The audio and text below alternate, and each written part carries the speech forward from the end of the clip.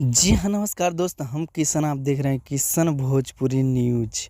खेसारी लाल यादव जी का बहुत ही बवाल देवी गीत रिलीज हो गया है दोस्त।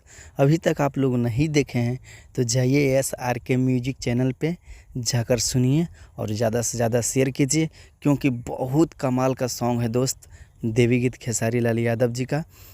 जी हाँ, दुर्गा पूजा का चंदा बहुत कमाल का सॉन्ग है दोस्त।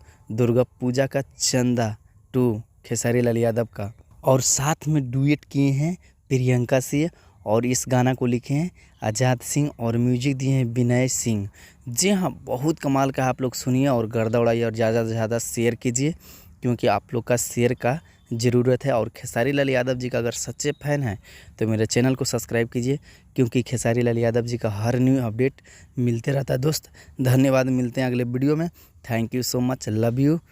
तो आप लोग भूलिए नहीं, दुर्गा पूजा का चंदा 2।